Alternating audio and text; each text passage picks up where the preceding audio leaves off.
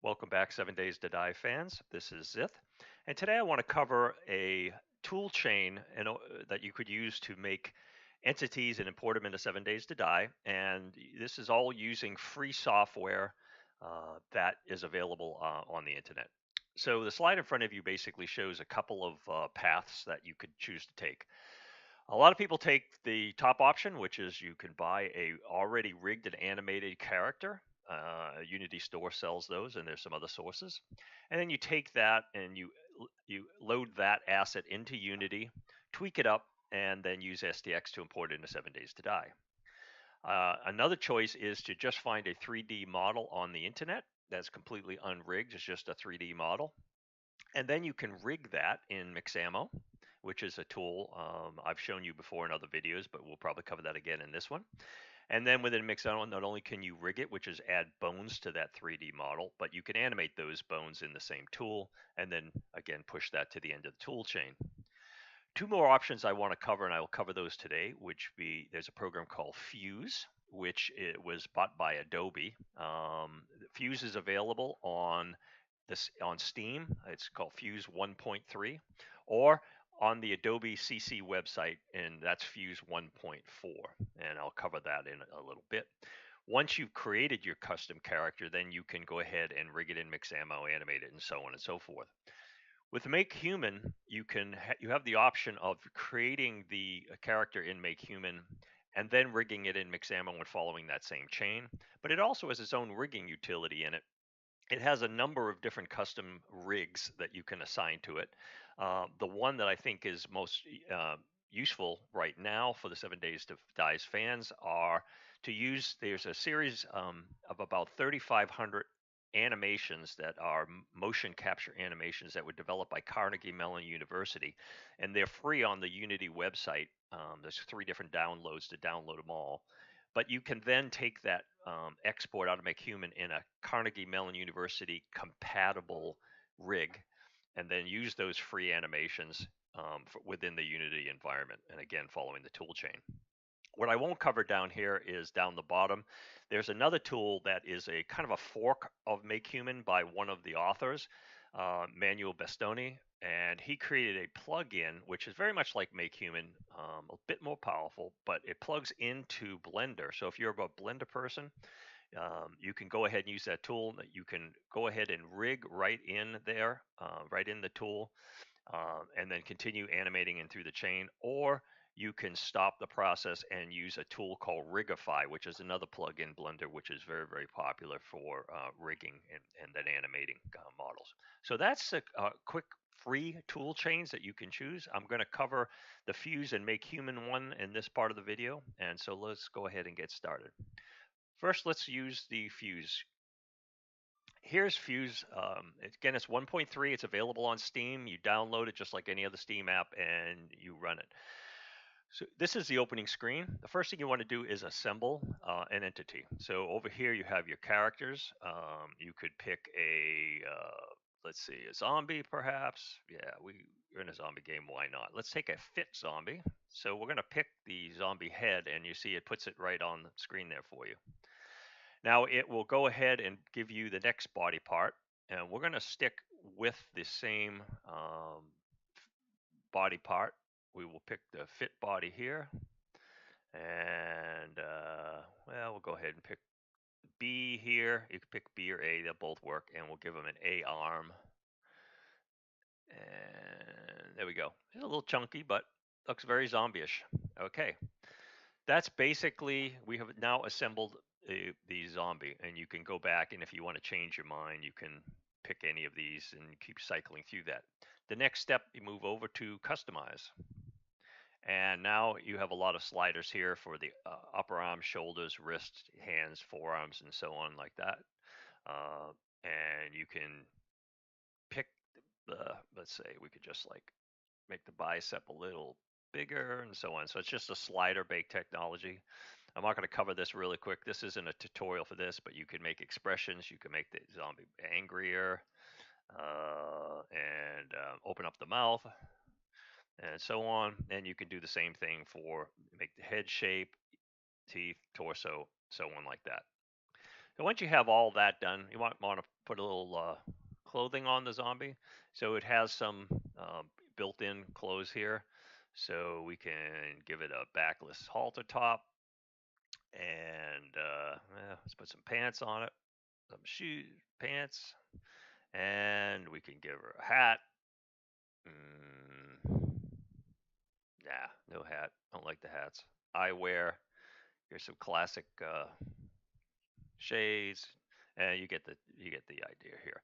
So once you go ahead and rough out the character that you want, you can play with the textures a little bit of the clothes. You pick on a part, and you can go ahead and change all the specifications for this. You could give it, a different texturing for the materials and so on. So we'll leave it at that. And I'm going to go ahead and let's go back to the export feature. This is where I want to talk. You have the option of export the model as an OBJ file. So we'll click on that.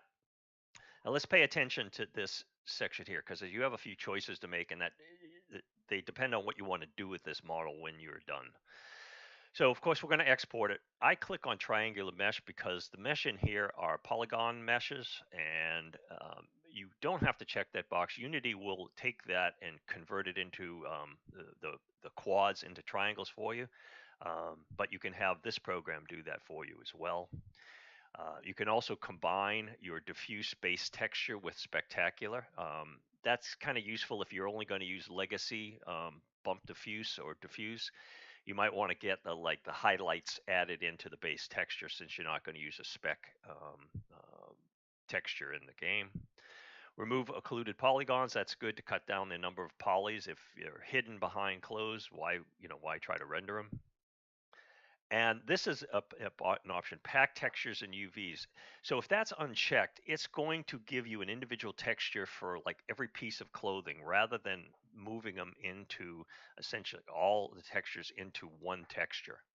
So if you're going to go ahead and just use this without modifying any texture, it's better to pack them. Now, the size of the pack texture, if you go too small, it will actually see, it says right now, it's going to still have to give you two textures, two maps for each because it's just not big enough to contain them all. Basically, keeping them on 2048 will give you only 4 textures total, and that's a good combination. Again, if you click this, you're going to end up with less. So let's go ahead and click OK there and let it do its thing. It's going to pop it up. Now, you might want to go ahead and put this character right into your project, directly into your project. For now, I'm just going to save it on the desktop and call it test Z and save it. And as you see, it'll export basically everything here. And I'm going to bring the folder into the window here. Let me go ahead and bring this down and bring this into the window. And you can see it basically, here's your object, and it gave you 4 packed textures as well. So all you have to do now is drag this, make a folder in Unity and bring this in, and then you can configure the zombie within Unity. So let's go ahead and show you another option. This program is called Make Human.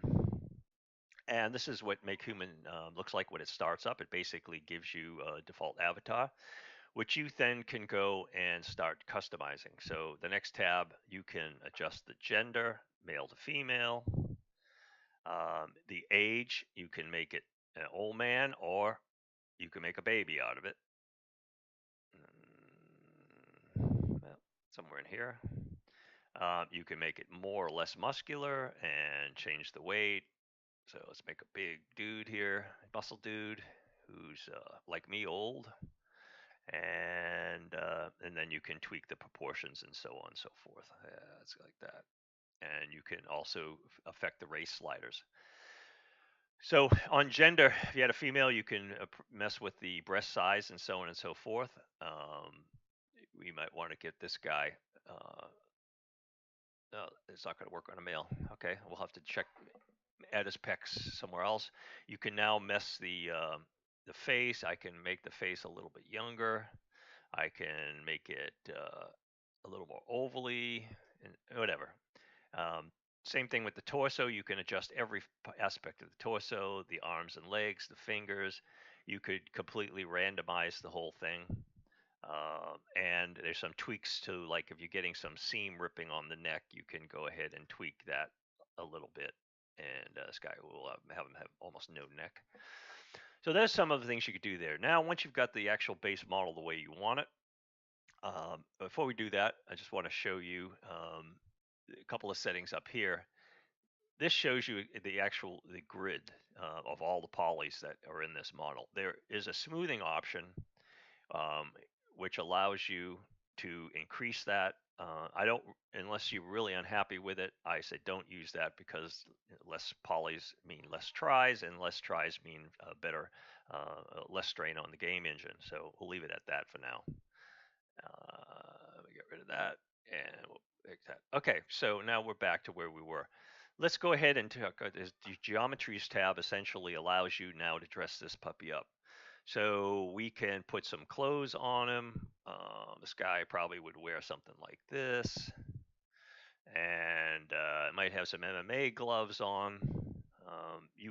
These clothes, there's a bunch built into it, but if you go to the community tab and you have all this rigged up, as you can see, I can go to clothes, and there's a lot of free community clothes that you could just download and add as an asset into this folder. So that's where I got the MMA gloves, or if you like, the mad scientist gloves. It allows you to have two on at the same time, so you've got to switch one off if you want. Oh, we'll put those gloves on. That's kind of cool looking. You can also do the eyes. I recommend low poly eyes in general, because if you get that close to the zombie, you're probably in bad trouble anyways. Not going to be staring at his eyes. And on hair, you can pick the different hair, different teeth that you want, um, different topologies for different body types. If you want to do that, generally the base one's pretty good, and so on and so forth. So you can adjust all of these different properties here. Uh, the mouth's closed. Why put a tongue in? So let's give you a little bit of idea of this program. So let's go back to the File tab, and we want to click on Export. Uh, I generally export as FBX. I like the format, but if you have a preference, you can go ahead and pick the OBJ format or whatever. You can also just output the bone structure, the rig format, if you want, and so on and so forth. So you got choices here. Over on the right, you want to make sure feet on the ground is checked if you want it to feet to be at 0, 0, 0. In this case, I'm going to generate it as a binary FBX. Loads a little faster on Unity, and keep the units in decimeter, because Unity likes that as well. So with this all done, I'm going to go ahead and click on the export button. Well, first I've got to click on the three dots to tell it where I want, and I'm going to load it right in my project asset folder right here, and I'm going to call this TestZ, and save it, and that should, and it's done. So this guy is now into Unity. So if I go ahead and bring up Unity,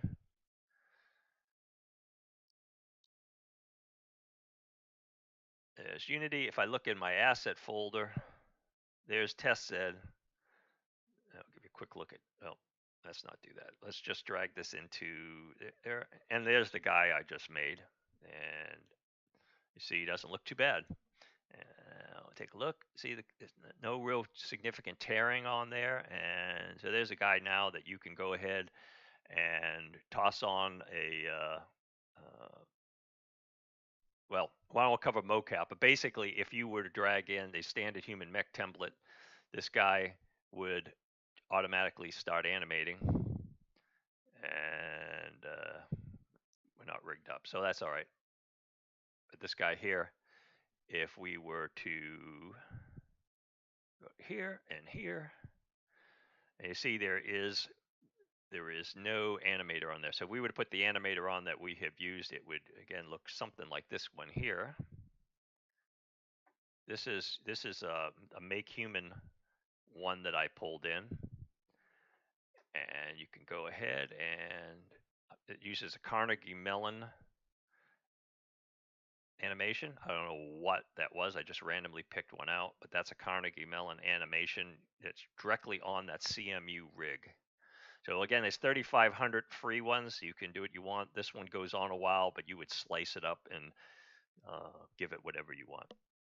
So again, that pretty much covers that. I'm going to, as far as the fuse, here's one that I made in Fuse previously and exported. And I'll show it to you. This is a guy that I did in Fuse, and again, Fuse makes some pretty good zombies here. So, and I don't think I animated him. Maybe I did. Let me see. Probably not. Yeah, there's an idle animation on this guy. So, all right. Well, that's what I wanted to cover today. And again, the lot of options that you have, all in all. But those are the couple that I like. Fuse and Make Human are really good tools for making your own custom zombies and then getting them in the game. So next time we'll cover bringing these things into Mixamo and rigging them up. Even though I've covered that before, I've got some new information that might be really helpful. Some of my early videos were not best practice enabled. Learned a few things as I've gone, so I'll cover that again in the next video. So have a great day.